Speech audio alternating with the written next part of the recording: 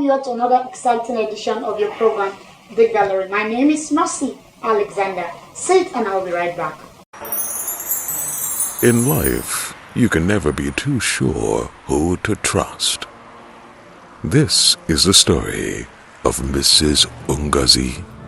Mrs. Ungazi just wants to use the ATM. Good afternoon, Mama. Let me help you out to your withdrawal. You don't need to stress yourself. Thank you, but I can handle it myself. The man is just being kind, right? He just wants to help, right? Wrong. All he needs is a good look at the pin. Will he succeed? I want my IG fans. I say, sorry. Do not share your card PIN with anyone. Keep your account information private and ensure no one is watching you while you enter your PIN. UBA, Africa's global bank.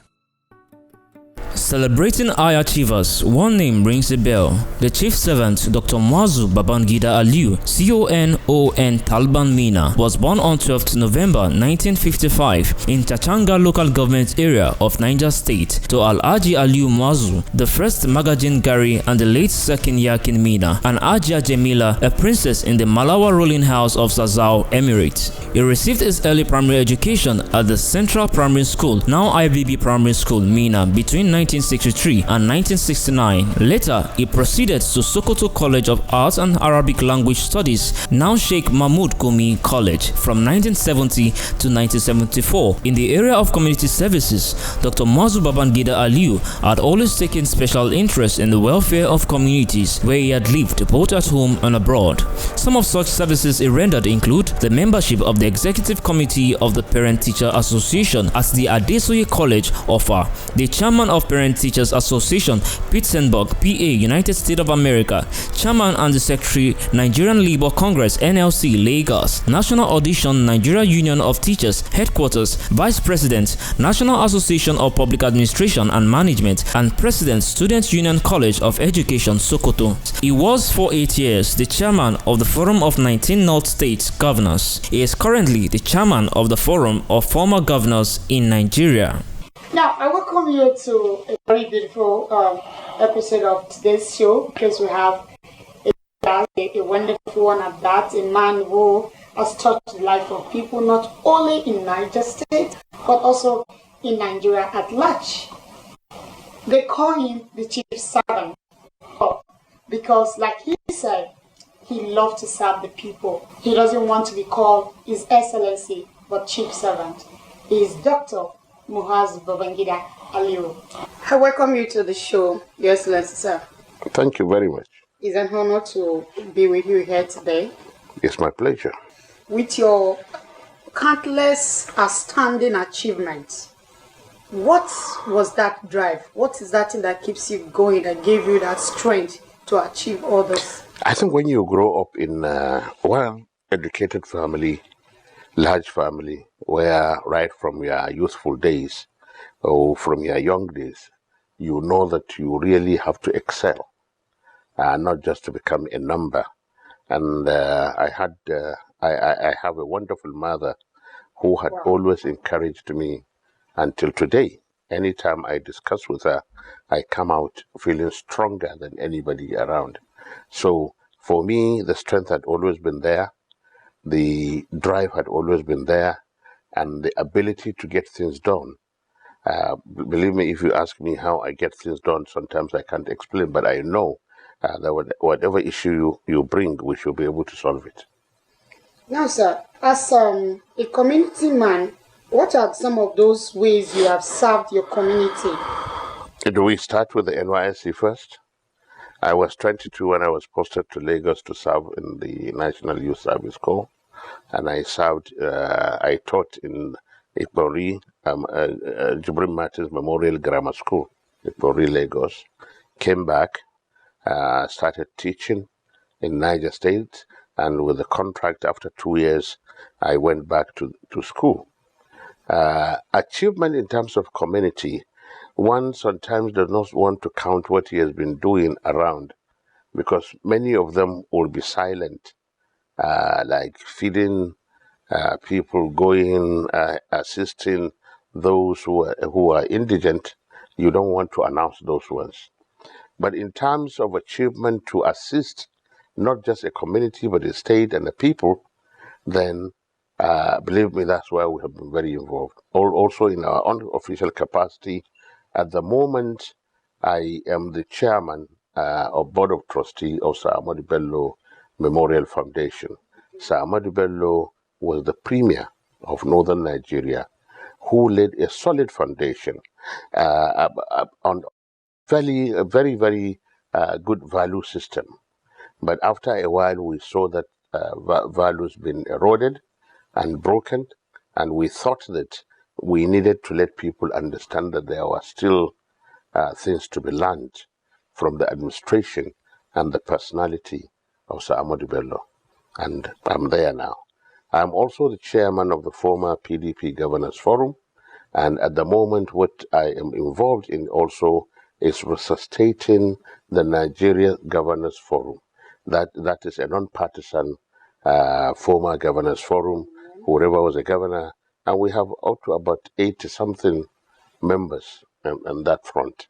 And I believe that is probably the largest, if you will, the biggest organization with the kind of political experience that, if harnessed properly, can help whoever is in administration, either at the state level or at the federal level, to really succeed.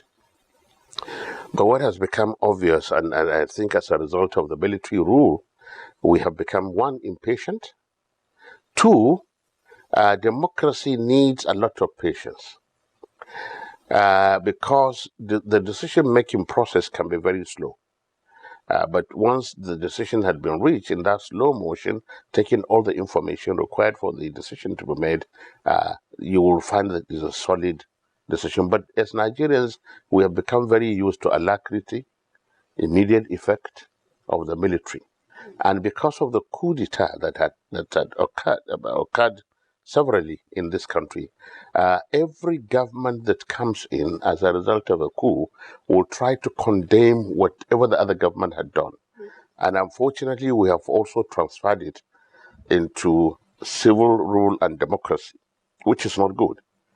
Once you take over, go ahead. If you can, complete what your predecessor has started, because it's a continuous process. It's not a personal thing to come and say, oh, I'm not going to complete what you have started. If it is not economically viable, go to the people and let them know.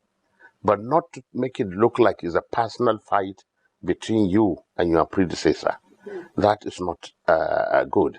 So in terms of that, again, we have been going around to enlighten people on so many things. Just recently, I was invited to deliver a convocation lecture in Sokoto, and I went around, and I was invited to Kaduna also to inaugurate a support group, and that's how we keep ourselves busy, and also planning, thinking, how can we capture 2023?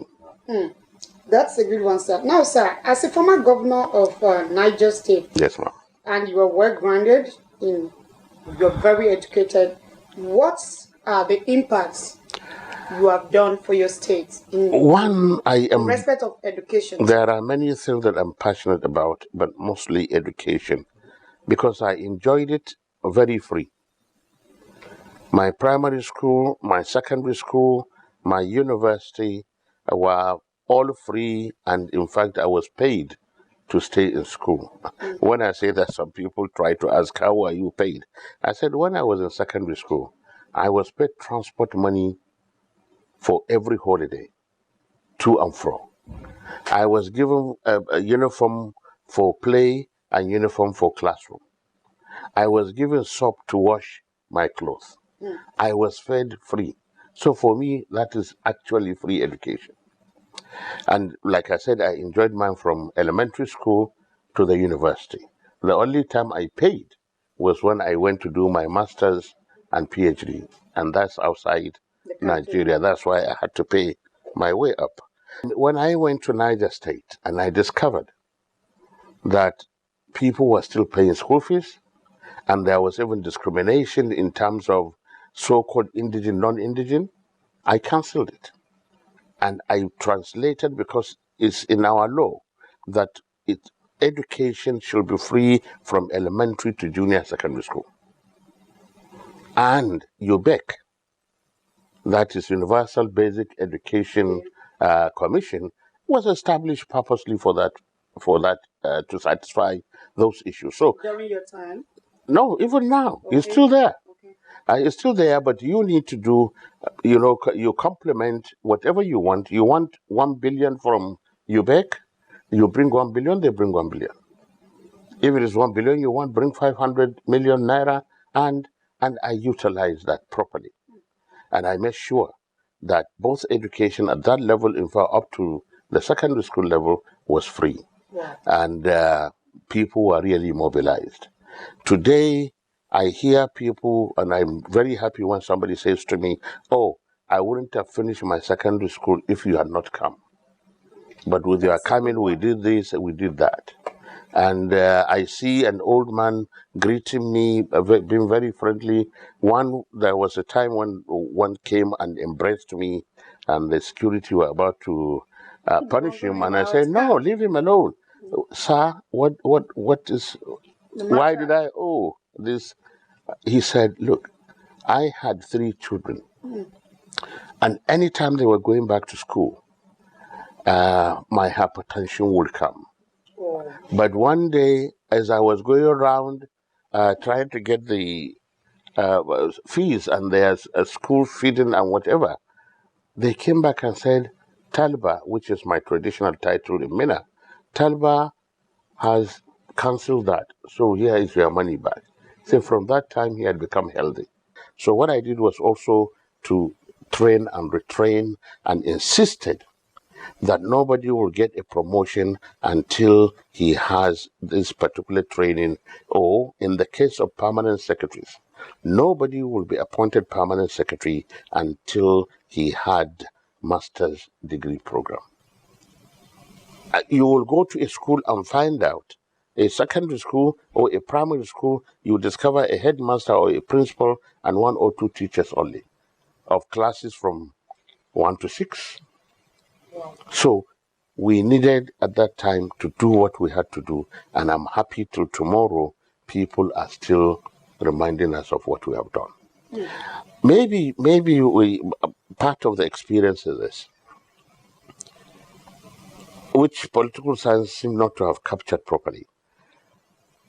It is not your skyscrapers, it is not your beautiful roads, but the way people feel at the time you are there. Sometimes people don't remember the skyscrapers. Many people would not know, or do not know, that the dualized Abuja-Kano road was constructed under Babangida. With some viewers, if the present government succeeds in the repairs, people may even be arguing, no, it was Babangida, no, it was Buhari that did. Yeah. So, You're very correct. but the way people feel at the time you are there, were they happy? Can they compare your life with either your predecessor or your successor? That becomes very important. And therefore, in your leadership style, you must have compromises, you must have consultations, you must have negotiations. In terms of security, what I did, like I told you, on up the security apparatus. Don't wait to say until the federal government gives them something to do. No, you have in your fund, in your budget, you have what they call now, they have made it look like is a mess. They make it look like it's an ill thing to do. You have a security vote. You don't wait. The federal government, whether we like it or not, is really overwhelmed by the nature of the problems that we have on the ground, and the population or the number of security agents that we have in this country are not commensurate with the population. At all. If you talk about police, 370,000 with about 170,000 doing domestic work meaning they follow VIPs or do home securities and co. So even if that is the issue, you are left with only 200,000. 200,000 to 206 million people. That is not right. So what I did in terms of security, and that's why we didn't have much problem in Niger State, was to own up the security agencies. Apart from reading the security reports, there was a weekly security meeting. And for me, I never questioned the security report. I will always go and find out, even if it is a lie, even if the security report is to say we want some money to do this. I would prefer to give them the money than to come and see the problems on my face. And we need to be very proactive in whatever position we find ourselves. Thank you so much, Your Excellency. Now, I want to ask this question. Why is it that they call you chief servants? I deliberately chose that to remind people, you see, the word excellency. How does a governor become excellent? If you are that excellent, what a governor? Move up. Whoa. Do something. Because if you are excellent, I will see the nature of research you have done. If you are excellent, I will see what you have manufactured. If you are excellent, the lexicon of excellency started with the sovereignty. Sovereign leaders are regarded as excellencies, and then they are representatives. The high commissioners, the ambassadors, and whatever nature, those are excellencies out of respect for the nations. But a governor in a state who had to go and beg to be elected, because it's like a competition.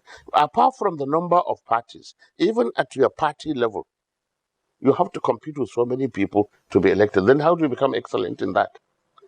That you have won election? Is that enough? And how many have served excellently well for their people to call them excellency?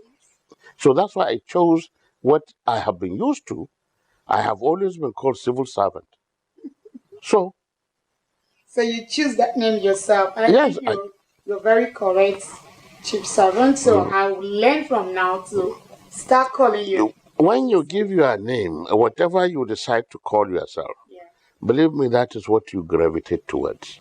Now, if you had an opportunity to change one thing in this country right now, what would that be? First and foremost is to provide what the Constitution says is the responsibility of government. Securing the lives and property of the people and providing for their welfare. I will concentrate on that one first before all other things. Now, of all your main achievements, which one could you mention that whenever you remember it, you say, no, this, God has given me the grace to do this one, and I've done it well? I think you encapsulate all the things that one has done in terms of health, in terms of education, in terms of other things. But like I told you, my happiness is that wherever I go in Niger State today, people are happy to see me. So for me, that is enough. That you have given me assignment, you are happy that I've done very well. That's all. Now we'll have to call it a day, Excellency, sir. Before we go, we need you to advise the leader out there, the one who is still serving, and also with the youth, because just a few months ago, you agree with me, there's an issue with the NSAS, and it was a massive something in the country that people were killed and so many things happened. I really hope that people don't see the NSAS as really the main thing. The NSAS is a reflection of what has been happening in the country. The level of poverty, the lack of opportunities for people. I remember that people were begged to put their children to school. But because we have not been able to expand and generate work, somebody with a degree, a son of a farmer, who ordinarily would have gone to the farm without his degree paper. Our curriculum in the university has not been helping our youth to learn other skills other than that certificate that they will come out with. And we have gone so low. Recently, I read the Minister of Education said there are many graduates who cannot read and write. Afe Babalola, the proprietor of that university, Afe Babalola, came out openly and said many of the graduates cannot justify their certificates. So we are even talking of those ones who have been opportune to go to school. What about the number that have not been able to go to school? Maybe they were doing menial jobs here and there, and all this seem to have vanished. So we must recognize that. And the crisis that reflected ESSAS also coincided that our educational system has gone that bad that a strike of an employer will extend up to 9 months. And now we are reaping the result because many of the universities are cancelling that year. And now what I've been asking is, will they still admit new people? If you cancel, it means those who are in the first year will remain in the first year. Now, are you going to admit the same number of people, given what we see in the universities now, in the lecture halls, where you have this number of people, and you are not even using some scientific ways of teaching, new technology in teaching? So, there are many ways to really advise, but the most fundamental is to see delegation power is very important. When you delegate, you must also hold them responsible for the powers you have delegated to them. It is unfortunate that it is only in Nigeria where you see a minister in a government complaining about his boss and about the governance in his country, and he refuses to resign. So the advice is, whenever you see things not going the way you think, leave that place and do something else. But you cannot stay criticizing or abusing your employer. In this case, if you are a minister, you are employed by the government, ratified by the National Assembly. You cannot stay accusing, or a party that has voted you into power, that without that party you could not have been a governor, you could not have been a president. A governor comes out abusing his party, making it look like he did not leave that party if it is that bad. But don't spoil its name, probably because of your personal ambition or because of your petty jealousy of other people. You must not do that. So for the youth, while one will keep on emphasizing patience, I know there is a limit to patience. But that we must try to create skill acquisition centers. And those you that can afford to acquire skills, please let them try to do it. The government of Nigeria, given the number of institutions that we have, may not be able to generate the kind. And the civil service work that used to be there may not necessarily be there. And that is my quarrel also with the qualification and the training of teachers. If I told you, I asserted the other time that no northern state has up to 50% qualified teachers. Wow. Now, in a institution, it should question properly some of the things. I was talking to somebody about the budget that was just passed, and I saw 3 trillion for servicing debt, 5 trillion for as deficit, and the whole total budget is of federal government is 13 trillion. Wow. So when you deduct 8 from 13, that's forget about the dot. If you deduct 8 from 13, you are left with 5. It means the 5 deficit will have to go and borrow, which means the amount to service next year will be more than the 3 billion that we introduced. So a kind of vicious cycle has been created in our economy, making it so difficult. I hear some saying, oh, we'll get out of recession by this year, we'll do this by that year. I think that is for public consumption, people just saying their own thing. So the government must sit down. There are many, many, many experts in this country in that direction that can give the government proper advice. You know, and then the sync. There must be a symbiotic relationship between our Ministry of Finance and the central bank. The monetary policy plus the fiscal policy, when they are in sync, then we'll get our economy right. Thank you so much, sir. Thank you so much for your advice. My viewers out there, you've heard from our guest today, the Chief Servant himself, Dr. Muazu Babangida Aliyu. You heard what he said. So these are the things we need to do as youth and also our leaders out there. I still remain your host, Mercy Alexander. And please don't forget to follow us all our social media, and bye and have a wonderful new year.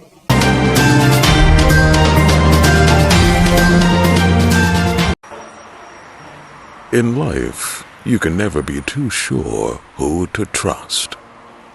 This is the story of Mrs. Ungazi. Mrs. Ungazi just wants to use the ATM. Good afternoon, Mama. Let me help you out to your withdrawal. You don't need to stress yourself. Thank you, but I can handle it myself. The man is just being kind, right? He just wants to help, right? Wrong. All he needs is a good look at the pin. Will he succeed?